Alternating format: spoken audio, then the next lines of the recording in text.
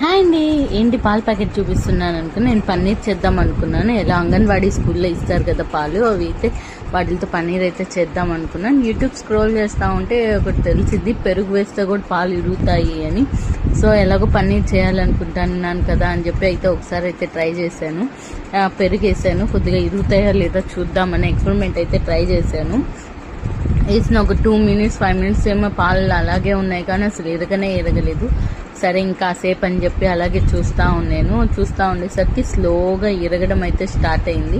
అంత ఎక్కువ ఏం కాకుండా లైట్గా ఇరగడం అయితే స్టార్ట్ అయింది. అసలు నేను ఒక ఎక్స్పెరిమెంట్లా చేద్దాం అనుకున్నాను, ఎరుగుతాయో లేవో చూద్దామని చెప్పి. అందుకే నేను మీతో కూడా షేర్ చేసుకుంటున్నాను, ఒకవేళ ఇది ఐడియా వర్కౌట్ అవుతుందా లేదా అని చెప్పి.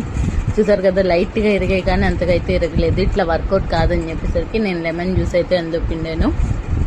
అందులో వేయంగానే అసలు వితిన్ 2 secondsకే ఇరిగిపోయాయి పాలన్నీ. అసలు కలర్ కూడా చేంజ్ అయింది, చూస్తున్నారు కదా. అసలు అది పెరుగు వేయడం వల్ల ఇరిగిపోయిందో లెమన్ వేయడం వల్ల ఇరిగిపోయిందో అయితే తెలియట్లేదు. ఫుల్ 2 మిక్స్ అయితే చేశాను. సో అందుకనే అలాగే కలర్ చేంజ్ లాగా అయిందేమో అనుకుంటున్నాను నేనైతే. మామూలుగా పాలు ఇరిగితే వైట్గా ఉంటాయి కదా, ఇది కొంచెం ఎల్లోయిష్ కలర్లోగా కనిపిస్తూ ఉంది. అది పాల ప్రాబ్లమా లేదా పెరుగు వేయడం వల్ల అయిందో నాకైతే తెలియట్లేదు.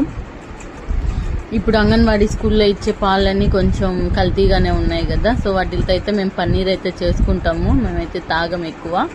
ఇంకా అలాగే అని చెప్పి ఇరిగిపోయాయి కదా అని చెప్పి దీన్ని అయితే ఇంకా నేనైతే వడకట్టేసాను. ఇది నెక్స్ట్ చూడాలి కర్రీ ఎట్టొస్తుందో. పెరుగు ప్లస్ నిమ్మకాయ అయితే మిక్స్ చేశాను కదా, మనకు కావాల్సినంత షేప్లో అయితే చేసుకున్నాను. దీని మీద బాగా వాష్ చేసేసి బొరువైంది అయితే పెట్టేశాను. మన ఛానల్ ఎవరైనా ఫస్ట్ టైం అని చేస్తున్నట్టే సబ్స్క్రైబ్ చేసుకోవడం మాత్రం మర్చిపోమాకండి. అలాగే కర్రీ ఎలా వచ్చిందో, ఎంత డిఫరెంట్గా ఉందో నేను మీకైతే నెక్స్ట్ వీడియోలో అయితే షేర్ చేస్తాను.